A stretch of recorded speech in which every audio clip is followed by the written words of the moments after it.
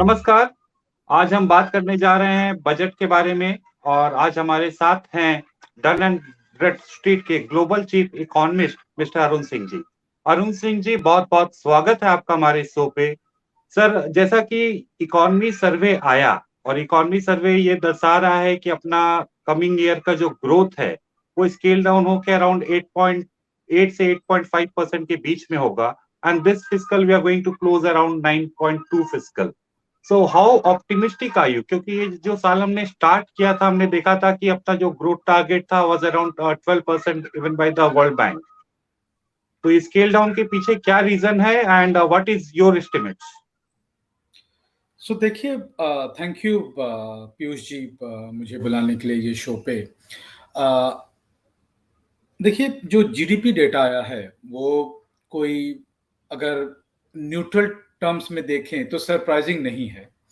हमें उम्मीद थी और हमें ये भी उम्मीद थी कि ज़्यादा जीडीपी ग्रोथ हो सकता था इस साल के लिए और नेक्स्ट ईयर के लिए।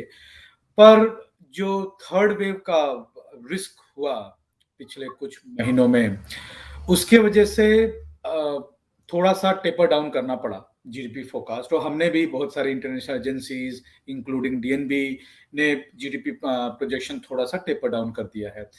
क्या है देखिए, अगर हम कोविड की बात करें तो ये वंस इन अ सेंचुरी, सब सब सरप्राइज हैं, सब अभी तक सोच रहे हैं। या अगर आप हेल्थ प्रैक्टिशनर्स की बात करें, गवर्नमेंट की बात करें, कंपनी की बात करें, मासेस की बात करें, हम और आप जैसे लोगों की बात करें, बहुत सारे लोग अभी भी क्लूलेस हैं कि चल क्या रहा है और कैसे करना है, कैसे इसे निकलना है।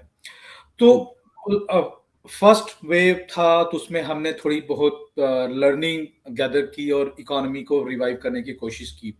हमारा उम्मीद ज़्यादा था, ज़्यादा जीडीपी ग्रोथ था, लेकिन सेकेंड वेव आ गया। उसकी वजह से लॉकडाउन करना पड़ा फिर से कुछ सेक्टर में, कुछ सेगमेंट में, और रिस्ट्रिक्शन लगाना पड़ा, जिसकी वजह से थोड़ी-सी जीडीपी मॉडरेट हुई है। देखिए, जहाँ तक जीडीपी का अनुमान है और उसे अचीव करने का जो टारगेट है, थोड़ा-सा कॉन्फिडेंस लेवल बढ़ गया है अब, क्योंकि अगर आप ग्लोबली देखेंगे, तो हम तो थर्ड वेव की बात कर रहे हैं, पर ग्लोबल आई थिंक फोर्थ और बहुत सारी कंट्री में फिफ्थ वेव भी चल रहा है। यूएस की अगर बात करें तो आई थिंक पिछले 5-6 महीने में यूएस नंबर 1 कंट्री था कोविड कंट्रीब्यूशन में।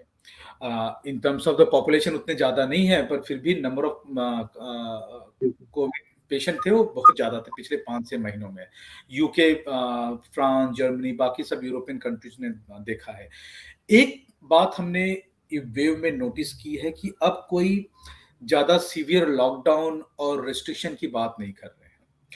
तो आगे चल के क्या हो रहा है कि अब हमें एक लर्निंग हो रही है। अगर आप कंट्रीज़ की बात करें, गवर्नमेंट की बात करें, मासेस की बात करें, कि हमें इस वायरस के साथ में जीना होगा। हम बेसिकली हमारे वायरस के साथ में एक कॉन्सेप्ट है कोएग्जिस्ट, बेसिकली ये साथ में रहेगा कुछ कुछ समय के लिए, ये भी नहीं जाएगा। उसकी वजह से अब इकोनॉमिक एक्टिविटी में कोई ज़्यादा डिस्ट्रप्शन होने की उम्मीद नहीं है। सरकारें अभी रिस्ट्रिक्शन को ज़्यादा फोकस नहीं कर रही हैं। वो मतलब वो हिसाब से वहाँ फोकस हो रहा है जहाँ पे ज़्यादा हेल्थ इश्यू है, कोई डिस्ट्रिक्ट है, कोई स्टेट है, कोई पर्टिकुलर सेक्टर है जहाँ पे कुछ इश्यू है, वहाँ पे फोकस हो रहा है। ये बातों को ध्यान में रखते हुए जीडीपी का प्रोजेक्शन दिया गया है इस साल के लिए और नेक्स्ट ईयर के लिए। तो मेरा जहाँ अनुमान है, इससे अब नीचे नहीं गिर सकता है, क्योंकि अगर आप देखेंगे, ये इकोनॉमिक शॉक्स नहीं है। अगर बिज़नेस साइकिल की जहाँ तक बात करें, तो एक बिज़नेस साइकिल होता है, 5 साल का छोटा साइकिल होता है, 10 साल का बड़ा साइकिल होता है। ये जो पैंडेमिक का शॉक हुआ है, ये हेल्थ शॉक था, ये बिज़नेस शॉक नहीं था, इकोनॉमी शॉक नहीं था। तो इससे रिकवरी जो होती काफ़ी स्ट्रॉन्ग होगी, क्योंकि हमारा जो पेंट अप डिमांड है, वो तो है ऑलरेडी। इनफैक्ट हमारे यहाँ सर्वे करते हैं कंपनीज का, हम उसको बिजनेस ऑप्टिमिज्म सर्वे बोलते हैं। अगर आप वो देखेंगे, वो थोड़ा सा रिवाइव हो रहा है। सीएफओ ऑप्टिमिज्म सर्वे देखेंगे तो वो थोड़ा रिवाइव हुआ है। दूसरी बात, हमने अगर क्वार्टर 1 2020 में सर्वे किया था, उस समय ग्रीन शूट विजिबल थे। बैड लक था इंडिया का जब कोविड स्टक हो गया।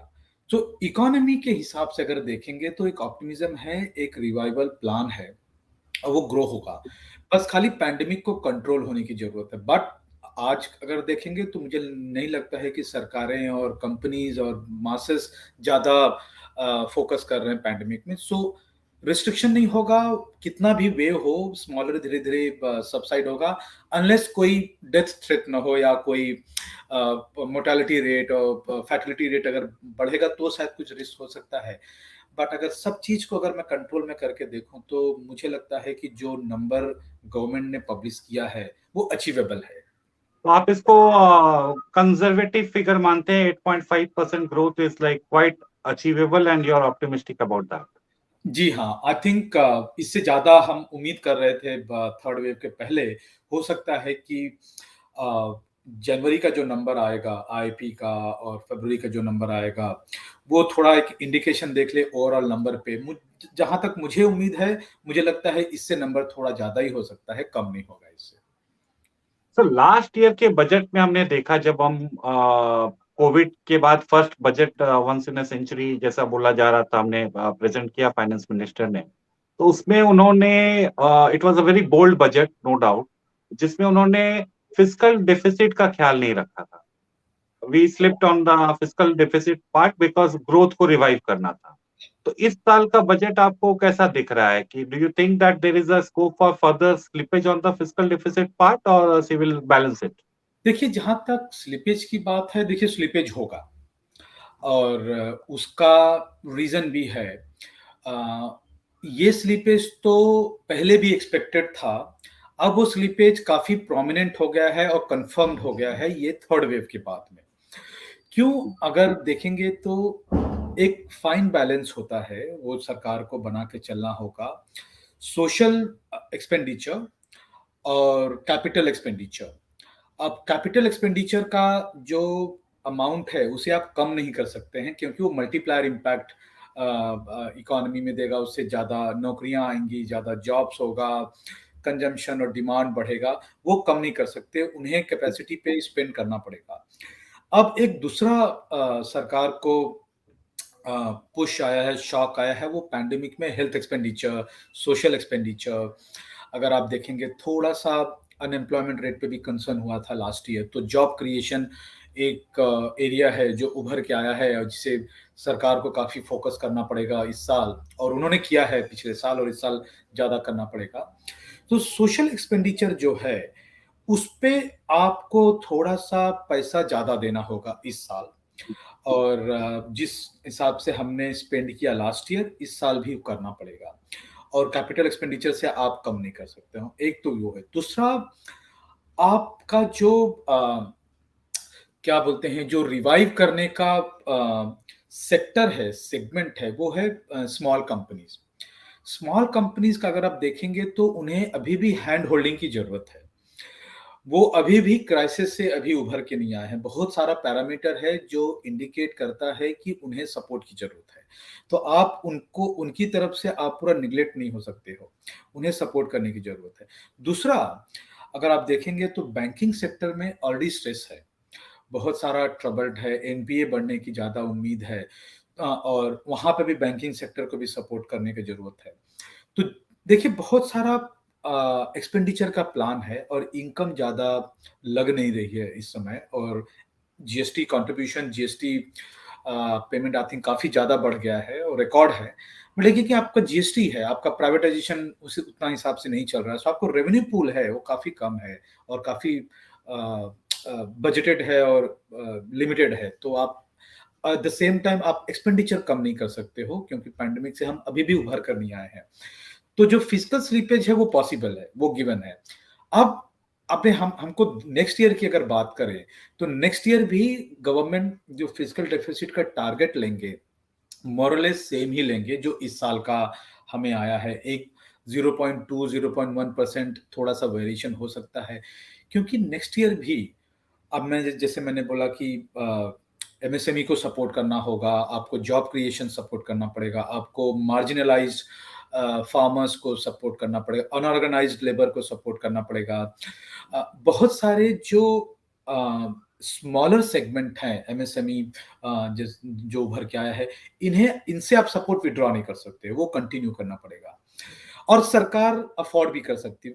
जहां तक मैं अफोर्ड की बात है, अफोर्ड करने का मेरा मतलब है कि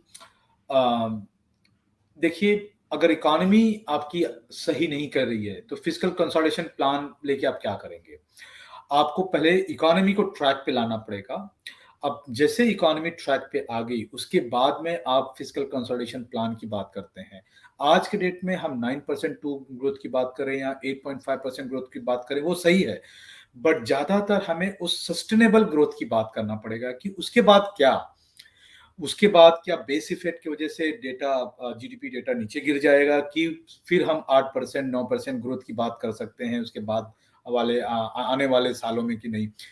इसका अगर आप प्रोजेक्शन करेंगे तो जहां तक मुझे लगता है कि अगर सरकार को इकोनॉमी रिवाइवल की बात करना है तो एक्सपेंडिचर कम नहीं करेंगे और फिस्कल डेफिसिट बढ़ेगा।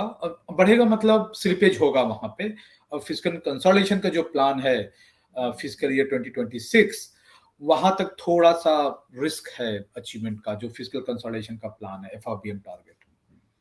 ओके सर, यदि हम इकोनॉमी की बात करें तो आप हमारे दर्शकों को ये बताइए कि अभी हम कहाँ पे खड़े हैं। Are we like back to pre Covid levels? Economy survey में जो डेटा दिखाया है जॉब क्रिएशन के बारे में, they are saying that we are back to pre Covid levels. तो आपका हाँ, क्या स्टेटस बताता है? नो आई थिंक देखिए, एक बहुत सारे डेटा होते हैं, बहुत सारे एंगल होते हैं देखने के लिए, उम्मीद लगाने के लिए। ग्लोबली देखिए 2000, मैं एक एग्जांपल देता हूं ग्लोबल लेवल पे, और वो एग्जांपल कुछ लेवल तक इंडिया में भी लागू होगा। एक है कि ग्रोथ रेट की बात करें, जिस अचीवमेंट की बात करें, तो हम 2019 में जो थे हम वहां पे हैं कि नहीं, एक वो है। दूसरा पॉइंट, ये 2-3 सालों का जो आउटपुट लॉस हुआ है वो क्या रिकवर होगा कि नहीं है।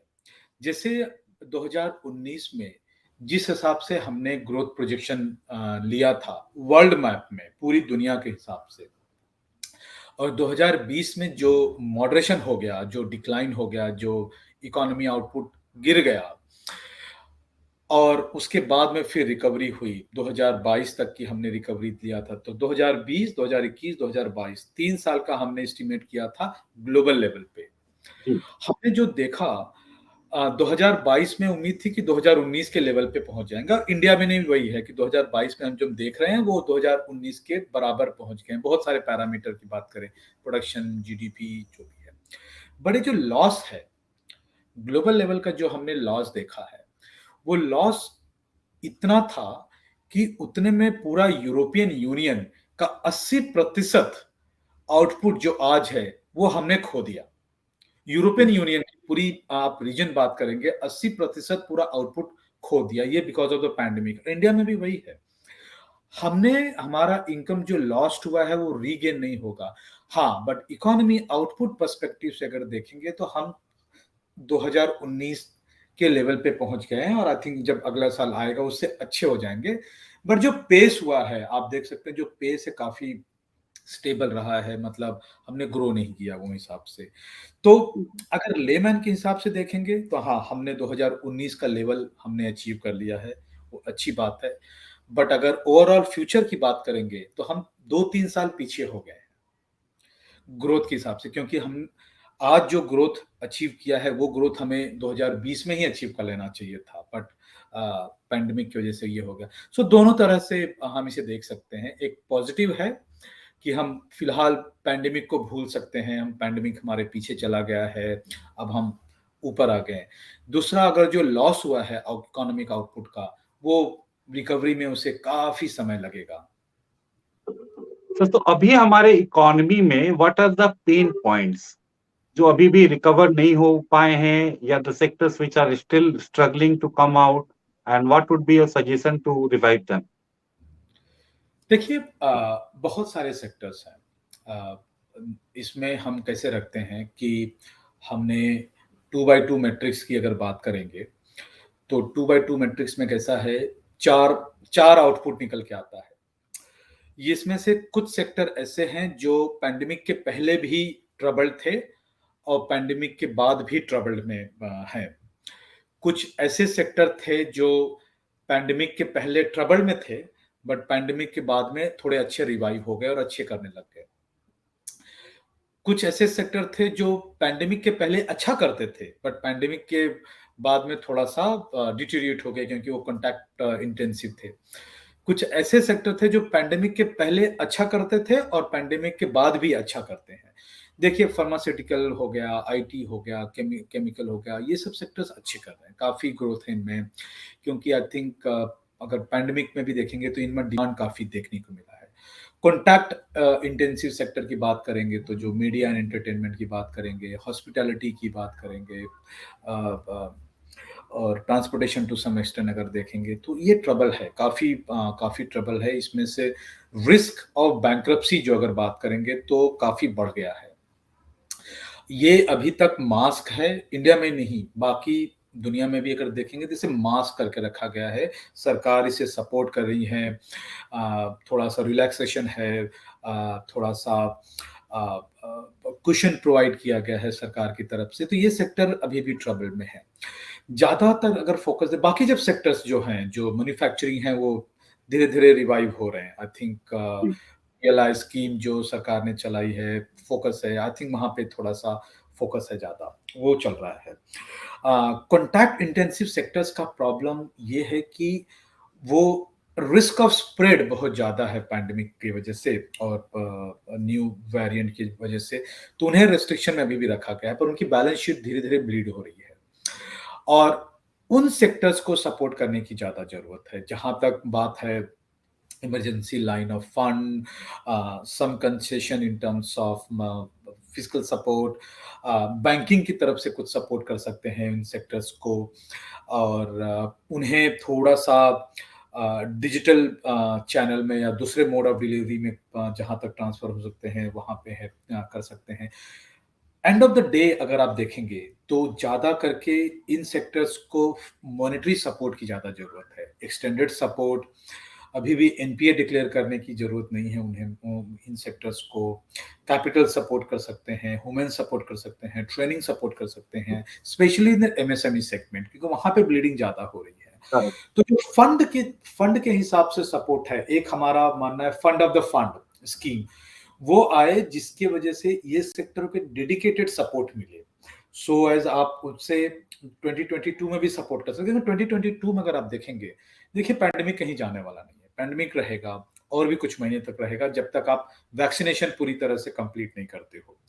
तो एक टारगेट है आप वैक्सीनेशन पूरी तरह से कंप्लीट कीजिए और एक केडेंस सेट कीजिए जो रिस्क एलिमेंट है उसे एलिमिनेट कीजिए। सो जो कॉन्टैक्ट इंटेंसिव सेक्टर्स हैं उसे एक सपोर्ट मिले। दूसरा, जब तक वो अपने पैरों पे फिर से खड़े नहीं हो जाते हैं जो 2019 में थे, उन्हें आप मॉनेटरी सपोर्ट करिए। देखिए सपोर्ट बहुत सारी कर सकते हैं, ऐसी बात नहीं है। लेकिन जो क्रिटिकल होता है वो मॉनेटरी सपोर्ट होता है। उसे पैसे होते हैं कंसेशनल रेट पे लोन देना और उसे मेंटेन करना, वो सब चीज़ें ज़्यादा ज़रूरी है। बाकी तो आपके बहुत सारे सेक्टर्स हैं, ग्रेजुअली धीरे-धीरे रिवाइव हो रहे हैं। आईटी अगर देखिए तो लीडिंग इंडिकेटर हो गया है, फार्मास्यूटिकल, केमिकल्स, मैन्युफैक्चरिंग सेक्टर्स को बहुत सरकार ने पीएलआई स्कीम्स के थ्रू सपोर्ट किया है। वो सेक्टर आई थिंक अच्छे कर रहे हैं। जहाँ तक कंटेंट इंसेंटिव है, यहाँ स्पेशल सपोर्ट की ज़रूरत है। तो one of the major pain points जो अभी भी इकोनॉमी में है और वो सेक्टर अभी तक रिवाइव नहीं कर पाया जैसा कि आपने बोला है, वो एसएमईज और एमएसएमईज हैं। In spite of governments big आत्मनिर्भर पैकेज जो भी 3 लाख 6 लाख करोड़ का उन्होंने अनाउंस किया है स्पेसिफिकली फॉर दिस सेक्टर, तो वो पैसा भी लोन के जरिए दिया जा रहा था एंड ऐसा ये सेक्टर हिट हुआ था कि they were not able to repay the loan या लोन के लिए कहीं एलिजिबल नहीं है या नॉलेज नहीं है। तो ये सेक्टर अभी भी it's going through the doldrums and किसी भी इकोनॉमी का लोग बोलते हैं कि बैकबोन होता है एमएसएमईज। सो नहीं, आपका असेसमेंट सही है। देखिए और इसी वजह से हमारी जो उम्मीदें हैं सरकार की तरफ से बजट में जो कल जो आएगा अभी कुछ समय में, देखिए वो ये एक सेक्टर है, ये सेगमेंट है, हम इसे सेगमेंट बोलते हैं बेसिकली क्योंकि ये 99% ऑफ जो कंपनीज है तो एमएसएमई सेक्टर में ही है और इस पे स्पेशल फोकस रहने की ज़्यादा उम्मीद है। जहाँ तक मैंने बात किया फंड सपोर्ट, देखिए 20 साल हो गया है मुझे पर्सनली एमएसएमई से बात करते हुए हम सर्वे करते हैं और क्लस्टर में सर्वे करते हैं अक्रॉस इंडिया। स्टेट में ऑटोमोबाइल सेक्टर हो गया, टेक्सटाइल सेक्टर्स हो गए, केमिकल सेक्टर्स हो गए, फार्मास्यूटिकल्स हो गए, ये हर क्लस्टर में, हर सेक्टर्स में, हर मार्केट में यहाँ हम सर्वे करते हैं और उनसे बेसिकली बहुत सारी चीज़ें पूछी जाती हैं।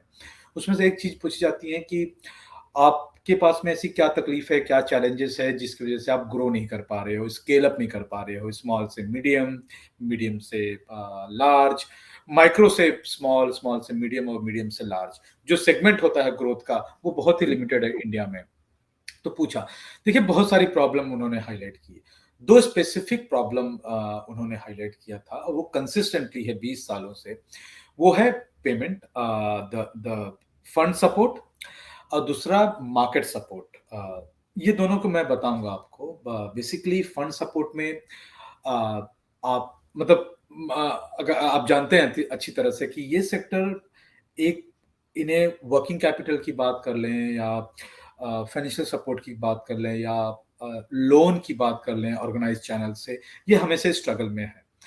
और जहां तक हमने ये सेक्टर की एनालिसिस की है, हमने दो सेक्टर देखा था। एक कंपनी जिसे बैंक की तरफ से लोन मिलता है और एक दूसरी कंपनी जिसे बैंक की तरफ से लोन नहीं मिलता है। हमने उन्हें डेटा देखा, हमने एनालाइज किया।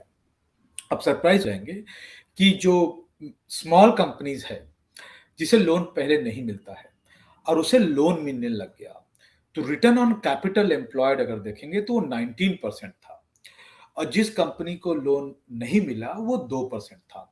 अगर आप देखेंगे 19% कहाँ है, 2% है। तो कोई भी बैंकर अगर लोन देना चालू करे ये स्मॉल सेगमेंट में, देखिए उन्हें रिस्क भी कवर हो गया क्योंकि 19% रिस्क ऑन कैपिटल एम्प्लॉयड है, तो वो अपने ईएमआई भी चुका देंगे समय से, उन्हें हायर इंटरेस्टेड भी अगर चार्ज करना है तो भी दे देंगे। तो एपेटाइट है एमएसएमई में, उन्हें सपोर्ट की जरूरत है। आई थिंक कुछ सालों में सरकार ने ये रियलाइज किया है और सपोर्ट है, बहुत सारी स्कीम्स उन्होंने लॉन्च की है। Startup India, stand up India, बाकी सब फाइनेंस स्कीम जो है वो कर रहे हैं। देखिए दो चार चीजें मुझे उम्मीद है इस बजट से। एक है जो डिलेड पेमेंट का इशू है उसे एड्रेस करने की बहुत जरूरत है। समाधान पोर्टल अगर आप देखेंगे तो जो भी इश्यूज आते हैं उसमें से 57% जो एप्लीकेशन है अभी भी कंसिडरेशन में है, अभी रिजॉल्व नहीं हुआ है। ये सब डिलेड पेमेंट वाले इश्यूज हैं और समाधान पोर्टल गवर्नमेंट के पोर्टल पे है। देखिए ये डिलेड पेमेंट का जो इशू होता है कि स्मॉल स्केल की जो कंपनी है उनका वर्किंग कैपिटल बहुत ही प्रॉब्लम होता है, बहुत ही कंस्ट्रेंट होता है। तो उसे आप ईज करने की जरूरत है, उसे आप पैसे दीजिए या तो उनके जो कस्टमर हैं जो लार्ज कंपनी है या गवर्नमेंट है, एक प्रोटोकॉल है वैसे, बट एक कॉन्क्रीट प्रोटोकॉल की जरूरत है कि आप उसे पेमेंट टाइम से दीजिए। 45 डेज का जो प्रोटोकॉल है उसे छोड़ के फ्रिक्वेंटली कैसे कर सकते हैं। Working capital finance, supply chain finance, TReDS platform का जो फोकस है, ये सब बहुत सारी चीजें हैं। ईज ऑफ कैपिटल फंड, जो funds of the fund scheme की जो मैं बात कर रहा था, ये सब चीजें एमएसएमई को सपोर्ट करने की बहुत जरूरत है आज के डेट में, क्योंकि उन्हें फंड की प्रॉब्लम पहले भी थी 2019 के पहले और 2020 के बाद में तो ज्यादा हो गई क्योंकि बहुत सारी कंपनीज शटडाउन के कगार में आ गए क्योंकि वो बंद हैं, उनकी मार्जिन थिन है, उनकी बैलेंस शीट वीक है। सो वहां पे आपको सपोर्ट करने की ज्यादा जरूरत है। उन्हें लेबर सपोर्ट है, टेक्नोलॉजी सपोर्ट है, स्किल सेट सपोर्ट है, फंड सपोर्ट है, एक तो वो है। ये इस तरह का उम्मीद मुझे ज्यादा है और आई थिंक मुझे लगता है कि सरकार ज्यादा तवज्जो देगी, ज्यादा फोकस करेंगे बजट में इस अब की बार। दूसरा जहां तक बात करें जो मार्केट पेनिट्रेशन है, जो मार्केट एक्सेस है, देखिए एमएसएमई के लिए माल बनाना जितना कठिन है उतना उसे मार्केट में बेचना, चाहे वो डोमेस्टिक मार्केट की बात हो चाहे वो इंटरनेशनल मार्केट की बात हो। देखिए एक कस्टमर के पास में एक अच्छा कस्टमर जो होता है उसे कैसे बेचें, क्योंकि जब वर्किंग कैपिटल का प्रॉब्लम हो या पेमेंट का इशू हो, कस्टमर आपका कैसा है उसके ऊपर बहुत ज्यादा तकलीफ होती है। मैं गवर्नमेंट बॉडी, बहुत सारे गवर्नमेंट बॉडी के साथ में काम कर रहा हूँ। मैंने देखा है कि एक फोकस है सरकार का कि कैसे पार्टनर करें, not just government body, also private organisation, to support उनके एक सेल्स एक्सेलरेशन प्लेटफॉर्म प्रोवाइड किया जाए जिसमें वो अपने कस्टमर ढूंढ सके, कस्टमर से कनेक्ट कर सकते हैं, कस्टमर से बात कर सकते हैं, अपने प्रोडक्ट सेल कर सकते हैं। बेसिकली जो एक्सपोर्ट इंफ्रास्ट्रक्चर है उसे बनाने की जरूरत है ना। जबकि कॉम्पिटिटिवनेस की बात करें वो तो ठीक है, फैक्ट्री से पोर्ट की जो इंफ्रास्ट्रक्चर है वो भी ठीक है। आप कस्टमर से कैसे एक्सपोर्ट कर सकते हो, आपने डाइवर्सिफाई प्रोडक्ट कैसे करते हो, जो नॉलेज बेस है उसके ऊपर आई थिंक फोकस बहुत है, और इस साल ज्यादा फोकस करने की जरूरत है और फोकस होगा। ये दो चीजें अगर आप एड्रेस करते हो, देखिए अब जो एमएसएमई का बहुत सारा इम्पैक्ट हुआ है 2020 और 2021 में, आप थोड़े बहुत सपोर्ट उसे कर सकते हैं, थोड़े बहुत आप उनका जो पेन पॉइंट है वो एड्रेस कर सकते हैं। ये हमारी उम्मीदें हैं, आई थिंक सरकार पूरा करेगी इस समय एमएसएमई के रिलेटेड में, क्योंकि अगर आप बात करें तो एमएसएमई एक छोटा सा सेंटेंस है, छोटा सा वर्ड है, बट 99% कंपनी इन इंडिया वो एमएसएमई है। 30% से ज्यादा जीडीपी कंट्रीब्यूट करते हैं और उतना ही एम्प्लॉयमेंट भी कंट्रीब्यूट करते हैं, और जो एम्प्लॉयमेंट प्रोवाइड करने की क्षमता है वो बहुत ज्यादा है इस सेक्टर में। सरकार इसे समझ रही है और सरकार आई थिंक करेगी, और मुझे लगता है कि इस साल भी कुछ ज्यादा अनाउंसमेंट हो सकते हैं एमएसएमई सेक्टर में। So no doubt कि payments and finance has been one of the key challenges for MSME. उनके लिए एक मेजर चैलेंज रहा है, स्पेशली आफ्टर पोस्ट कोविड। लेकिन प्री कोविड या 2018, 19, 17, 16, 15 का भी डेटा आप लें तो मेजरली जितने भी एनपीए आ रहे हैं एमएसएमई सेक्टर से ही आ रहा है, और बैंक भी जूझ रहे हैं कि उनको एनपीए मतलब कैसे लोन वेव ऑफ करें, क्या करें, still they are not able to tackle that problem. तो ऐसा क्यों हो रहा है? देखिए मैं सेकेंड पेमेंट जो उनका होता है कि पेमेंट का जो इश्यूज होता है, basically most of this MSME हम देखेंगे कि बड़ी कंपनी के वेंडर या सप्लायर रहते हैं, बड़ी कंपनी के लिए पार्ट्स बनाते हैं, ये करते हैं, तो there should not be a problem for all the bigger firms to like pay them in time. देखिए आपका आपका सवाल बहुत ही इंपॉर्टेंट है, बहुत ही क्रिटिकल है, और आप एकदम स्पॉट ऑन हो। देखिए जो एमएसएमई का फिनेंस रिलेटेड प्रॉब्लम है, जिस हिसाब से मैंने बोला, ये आज नहीं है, मैं 20 सालों से हमने खुद देखा है, मैंने खुद रिसर्च किया है, और डॉक्यूमेंटेशन है, उनसे बात करते करते पूछा है उनसे, और ये प्रॉब्लम परसिस्टेंटली है। देखिए अगर आज दो फैक्टर है, अगर अगर आप फॉर्मल सेक्टर से लोन की बात करेंगे तो कुछ प्रोसेस है, कुछ प्रोटोकॉल्स है। बैंकिंग में एक इकोसिस्टम होता है, जब मनी लेंड करते हैं चीजें देखी जाती हैं कि पेमेंट कैपेबिलिटी कितनी है, गवर्नमेंट सपोर्ट कैसे है, क्या करना है, और डॉक्यूमेंटेशन क्लियर है कि क्या है। 94% अगर आप कंपनी देखेंगे तो अनऑर्गेनाइज सेक्टर है इंडिया में, आपका अनऑर्गेनाइज सेगमेंट जो है बहुत ज्यादा है। सो एक तो वो फैक्टर है। दूसरा, अगर आप देखेंगे तो जो अनऑर्गेनाइज सेक्टर और इनफॉर्मल सेक्टर का जो लोन है, जिसे बेसिकली या तो फ्रेंड से लोन ले लिया, रिलेटिव से लोन ले लिया, या किसी मनी लेंडर से लोन लिया, जो लोन का इंटरेस्ट रेट है कहीं ज्यादा होता है बैंकिंग से, कभी कभी कभी तो डबल होता है, डबल से भी ज्यादा होता है। सो वो रीपेमेंट करते करते वो बेसिकली वो ब्रेक इवन रहते हैं। देखिए आई थिंक आपका जो पॉइंट है वो एकदम स्पॉट ऑन एंड वैलिड है। पिछले कुछ सालों में अगर मैं देखूं तो एक सरकार की स्कीम चल रही जिसे फॉर्मल सेक्टर को बढ़ाने की एक कोशिश की जा रही है, और उसे बड़ा जीएसटी अगर बात कर लें, उद्योग आधार पे जो रजिस्ट्रेशन हो रहे हैं कि 12 मिलियन से ज्यादा डेटा जीएसटी में रजिस्टर हुआ है, उद्योग आधार पे रजिस्ट्रेशन हो रही है, ये सब जो फॉर्मलाइजेशन हो रहे हैं, ये फॉर्मलाइजेशन से सरकार को एक इंसाइट मिलता है, एक इनपुट मिलता है कि किस तरह की स्कीम, किस तरह के सेक्टर्स इंपैक्ट हैं और क्या टारगेट करना चाहिए, कैसे करना चाहिए। आज सुबह ही मैं हमारे मिनिस्ट्री ऑफ एमएसएमई से कुछ डिस्कशन हो रही थी, वहां पे यही डिस्कशन हो रहे हैं कि बेसिकली कैसे हम उसको डेटा, फॉर्मल डेटा देख के उसको बाइफरकेट करें कि कौन से सेक्टर्स को क्या इंपैक्ट है, कैसे इंपैक्ट है। क्योंकि अगर आप एक सोल्यूशन पूरे एमएसएमई को लाते हैं तो वो शायद एप्लीकेबल नहीं होगा। ये पहले नहीं हुआ है, पहले अब पिछले कुछ सालों में हो रहा है, और वो आई थिंक पॉजिटिव डेवलपमेंट है। एक तो वो बात है। दूसरी बात जो अगर देखेंगे तो इकोनॉमी अगर स्लो डाउन देखें तो काफी सालों से चल रहा है, 2016 से ही देख रहे थे। थोड़ा थोड़ा धीरे धीरे इकोनॉमिक साइकिल, जो मैं 5 साल 10 साल का इकोनॉमिक साइकिल बोल रहा था, वो थोड़ा सा धीरे धीरे चल रहा है। और एमएसएमई कोई एक्सेप्शन नहीं है, वो भी पार्ट, ये इकोनॉमिक साइकिल के ही पार्ट हैं। और धीरे धीरे वो नीचे गिर रहे थे, और जैसे ही वो रिवाइवल होने की बात हो, इकोनॉमी इंप्रूव हो रहा है, अब कोविड कोविड स्टक हो गया और उसकी वजह से थोड़ा सा डिरेल हो गई। तो इकोनॉमिक का जो साइकिल है उसमें भी एक पार्ट है। अ थर्ड इम्पॉर्टेंट पार्ट जो आप बेसिकली इसकी बात कर रहे थे, लार्ज कंपनीज की जो पेमेंट की बात कर रहे थे। देखिए, दो दो परसेप्शन, दो चीजें हैं। एमएसएमई की जो बात कर रहे थे, जो प्रॉफिट बनाते हैं, कितनी प्रॉफिट उसमें से फिर से कंपनी के ग्रोथ में इन्वेस्ट होती है। एक तो वो कंपनीज को स्पॉट करना पड़ेगा, जो आप प्रॉफिट जनरेट करते हो, आपके ग्रोथ में कितना पुशबैक होता है। दूसरा देखिए, अगर जो पेमेंट का बात करें, और मैं वर्किंग कैपिटल की कंस्ट्रेंट की बात करेंगे, मैं दोनों तरफ से हमारा प्रोजेक्ट भी था, और सेम ऑटोमोबाइल सेक्टर में प्रोजेक्ट था। देखिए, टियर होता है, ओईएम से tier 1, tier 2, tier 3, tier 4 suppliers होते हैं। टियर 4 टियर 3 को सप्लाई करते हैं, टियर 3 टियर 2 को, टियर 2 टियर 1, और टियर 1 ओईएम को करते हैं।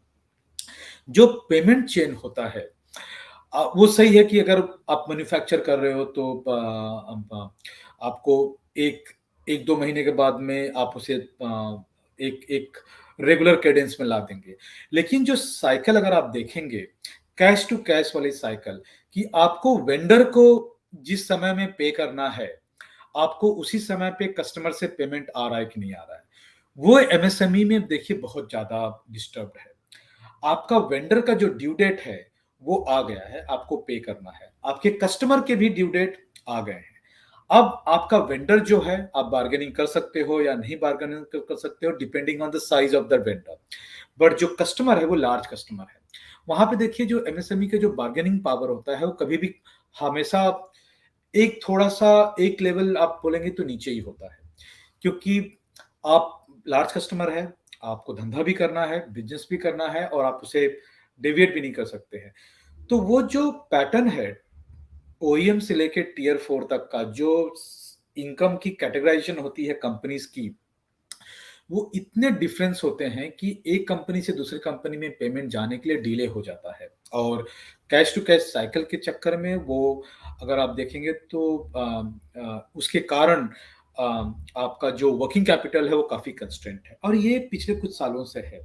इसी करेक्ट करने के लिए जो वर्किंग कैपिटल लोन है, आई थिंक वो कंसेशन रेट पे देने की बात हो रही है, वो कैसे उसको कैसे मैनेज करें, क्योंकि वर्किंग कैपिटल है, क्विक मनी होती है, आप उसे लिए अपने वर्किंग कैपिटल अपने बिजनेस में लगाया और यू मूव्ड ऑन।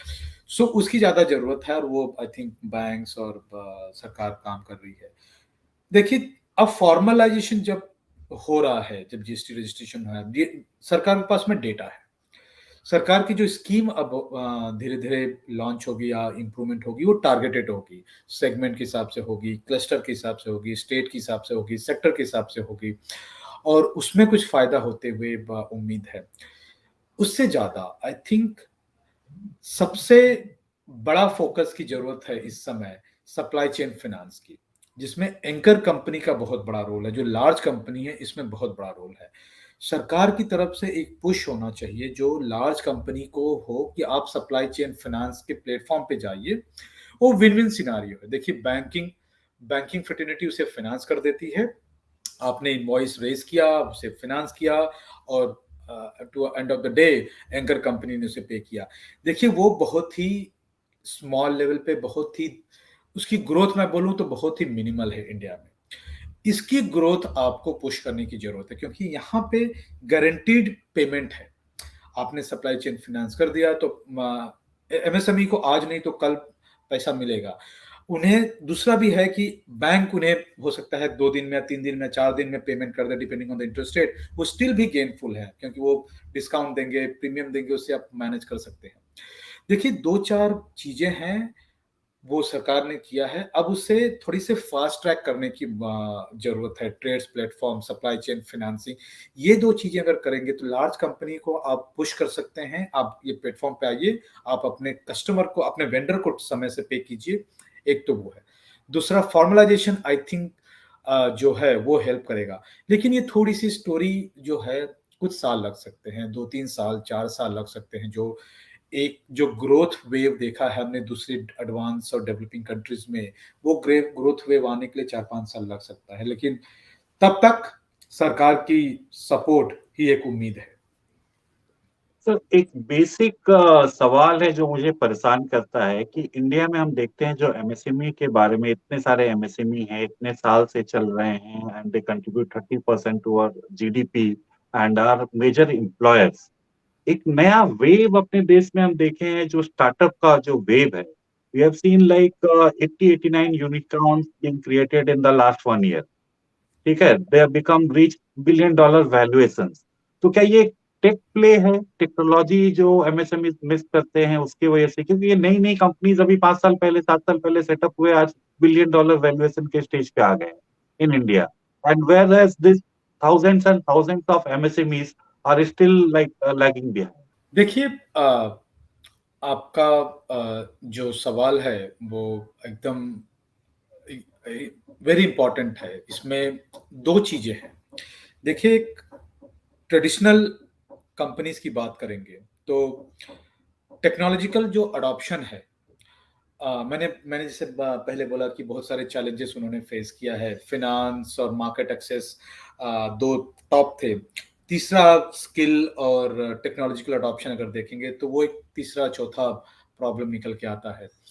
दो चीजें होती हैं। एक, हम इनोवेशन तो करते हैं और हमें इनोवेशन अडॉप्ट करना भी है। नए टेक्नोलॉजी का जो कॉस्ट है वो, और टेक्नोलॉजी का रिटर्न है वो, हिस्टोरिकली अगर आप देखेंगे तो थोड़ा सा मिसमैच है। कॉस्ट कभी कभी ज़्यादा होता है और कभी कभी उसका रिटर्न उतना नहीं है।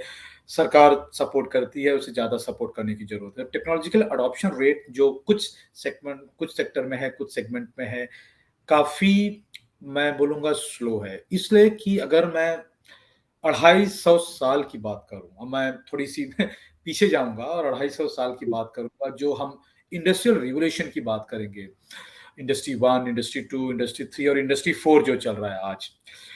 इंडस्ट्री 1 के पहले 7 कंट्रीज का अगर मैं डेटा देखूं, जो UK, US, Germany, Japan, China, उन 7 जो एडवांस कंट्रीज की बात करेंगे, जो पर कैपिटा इनकम था 250 साल पहले, हम टॉप पे थे। थर्ड रैंकिंग थी हमारी। इंडस्ट्रियल 1 रिवोल्यूशन आ गया, हम स्लिप हो गए, नीचे चले गए। इंडस्ट्री 2 आ गया, हम स्लिप हो गए। इंडस्ट्री 3 आ गया, हम अब 7th रैंक पे आ गए। अब सोचिए, हम 3rd रैंक पे थे, वहां से 7th रैंक पे आ गए। हर इंडस्ट्रियल जो रिवोल्यूशन था, इंडस्ट्री 1, 2, 3, इंडियन कंपनीज या पकड़ ले पॉलिसी मेकर्स, बाकी हम उसे उस पेस पे हमने कभी अपने आप को रखा नहीं, जिसकी वजह से बाकी देश, बाकी कंट्रीज आगे मूव हो गए और हम पीछे रह गए। बहुत सारे सपोर्ट होते हैं। देखिए, इकोनॉमी सपोर्ट होती है, गवर्नमेंट सपोर्ट होती है, जो टेक्नोलॉजिकल अपडेशन होता है उसे हमको सपोर्ट करना होता है। शायद हम वो लेवल पे सपोर्ट नहीं कर सके पिछले, जो बाकी सब कंट्रीज कर दिए। जर्मनी पकड़ लीजिए, फ्रांस, यूके, यूएस, जिन्होंने अब वो मार्केट लीडर हो गए। सो एक तो वो है, हमने हिस्टोरिकली अगर देखेंगे तो हमने स्ट्रगल किया है, टेक्नोलॉजिकल अडॉप्शन में स्ट्रगल किया, और वही आपका पॉइंट था। दूसरा, देखिए, इंडस्ट्री 4 एक ऐसा इंडस्ट्री 4 है, पहली बार जिसे हमें पता है कि हम इंडस्ट्रियल रिवॉल्यूशन में चल रहे हैं। इसके पहले हमें पता नहीं था इंडस्ट्रियल रिवॉल्यूशन हो रहा है और अपने आप खत्म हो जाता था। पहली बार है, हमें पता है। पहली बार पिछले कुछ सालों में एक फोकस देखने के लिए मिला है कि हम अब ये बस मिस नहीं कर सकते, हमें ये बस से आगे बढ़ के काम करना है। आपका जो असेसमेंट है वो एक वैलिड है, क्योंकि अगर आप देखेंगे तो बहुत सारे जो यूनिकॉर्न आए वो टेक्नोलॉजिकल स्पेस में आए हैं, और फिनटेक फॉर एग्जांपल एक रिवोल्यूशन लेके आया बैंकिंग स्पेस में, बीएफएसआई स्पेस में, बाकी टेक्नोलॉजिकल हेल्थ केयर सेक्टर में अगर आप देखेंगे तो बहुत सारी पुश हुआ है। ये चीजें, मैं डेटा देख रहा था, पिछले 10,000 कंपनी की बात करूं तो 180 दिन में आया, और उसके पहले वाले 10,000 कंपनी की बात करूं तो 800 दिन में आए। तो सोचिए कितना पेस यूनिकॉर्न और ये स्टार्टअप्स के बढ़ गए हैं और ज़्यादा करके वो है। इसमें एक प्लस पॉइंट निकल के आ रहा है, एक ये हमारे एंटरप्रेन्योरशिप शो करती है कि अब हमें थोड़ा-सा उसे नर्चर करने की ज़रूरत है और आई थिंक सरकार नर्चर करने के लिए तत्पर है और उसे काफ़ी फोकस कर आत्मनिर्भर भारत स्कीम पकड़ लीजिए, पैंडेमिक ने सपोर्ट किया है। दूसरी बात करेंगे तो ये एक तरह से लीडिंग इंडिकेटर है। इसमें अब एक मैसेज आता है बाकी सब एमएसएमईज को कि आपको टेक्नोलॉजी के स्पेस से टेक्नोलॉजी के साथ में मिलके चलना पड़ेगा, अदरवाइज आप ऑब्सोलीट हो जाओगे या आउट ऑफ बिजनेस चले जाओगे। तो वो जो रश है बाकी सब कंपनीज में धीरे-धीरे देखने को मिल रहा है। आई थिंक वो सरकार से डिस्काउंट की बात करते हैं, सरकार से न्यू टेक्नोलॉजी की बात करते हैं और वहाँ पे जाने की कोशिश करेंगे। देखिए पैंडेमिक में बहुत सारी 99% नुकसान हुआ है, बट 1% अगर मैं बात करूँ, तो एक टेक्नोलॉजिकल अडॉप्शन रेट जो है, स्पेशली द डिजिटल अडॉप्शन, देखिए हम सब डिजिटली कनेक्टेड हैं। ये एक फास्ट फॉरवर्ड हो गया है। बहुत सारी स्टडीज़ अगर आप देखेंगे तो एक 7 से 10 साल के लिए फास्ट फॉरवर्ड हो गया। बेसिकली जो अगर हम डिजिटल पेनिट्रेशन देख रहे हैं आज के लिए और एमएसएमई भी इसमें पार्ट है। अगर हम नेचुरल ग्रोथ रेट से जाते हैं, हो सकता है 10 साल के बाद में ये लेवल अचीव करता, बट हमने आज ही अचीव कर लिया। तो एक फोर्स सिनेरियो क्रिएट हुआ है कि बहुत अब वो नीड है। आप टेक्नोलॉजिकल अडॉप्शन से दूर नहीं रह सकते हो। आपको उसके अंदर रह के और उसके अंदर आगे बढ़ के चलना है और वो आई थिंक एमएसएमई कम्युनिटी को रियलाइज हुआ है और वो उसमें पुश कर रहा है। तो दोनों तरफ से है। देखिए ये जो नई-नई स्टार्टअप कंपनी आ रही हैं, एक लीडिंग इंडिकेटर प्रोवाइड करेंगी और एक पुश फैक्टर क्रिएट करेंगी बाकी सब कंपनीज को। आपको you have to stay ahead of the curve. दूसरा सरकार का सपोर्ट हो रहा है इसमें और ज़्यादा होने की उम्मीद है कि आपको जब देख रहे हैं कि एमएसएमई खुद ग्रो करना चाहते हैं और टेक्नोलॉजिकल अडॉप्ट करना चाहते हैं, तो उन्हें सपोर्ट करने की ज़रूरत है। तीसरा आई थिंक एंटायर इकोसिस्टम जो एंटरप्रेन्योरशिप के लिए नर्चर करने के लिए जो इकोसिस्टम बनाया गया, आई थिंक वो इम्प्रूव हो रहा है। ये आगे चल के मुझे एक पॉजिटिव सिग्नल दिख रहा है, पॉजिटिव साइन है। इसे सिर्फ नर्चर करके कंटिन्यूअस और कांस्टेंट फोकस की जरूरत है। आप यहाँ से स्लिप नहीं कर सकते, आप इसे फोकस करने की जरूरत है। और हर स्टेक होल्डर, चाहे वो सरकार हो, चाहे वो कंपनी हो, चाहे रिसर्च इंस्टीट्यूट हो, बाकी डेटा प्रोवाइडर्स हो, टेक्नोलॉजिकल कंपनीज हो, सबको मिलकर एक साथ काम करना पड़ेगा और आई थिंक वो इकोसिस्टम अच्छा काम करेगा। बिल्कुल यही आशा करते हैं कि इंडस्ट्रियल रेवोल्यूशन 4.0 में इंडिया लीड करे। ऑलरेडी जो एक डेटा, जो कंपेरेबल डेटा है कि जो सऊदी अरेबिया एक साल पहले जितना उनका तेल एक्सपोर्ट्स होता था, उतना इंडिया का आज के डेट पे सॉफ्टवेयर एक्सपोर्ट्स उससे ज्यादा ही है। तो यही उम्मीद करते हैं कि ऐसे ही हम लोग लीड करते रहें और कल देखते हैं कि निर्मला सीतारमण जी क्या बजट अनाउंस करती हैं। उसके बाद फिर हम आपसे जुड़ेंगे बजट का एनालिसिस लेने के लिए। Thank you very much for joining us. Thank you.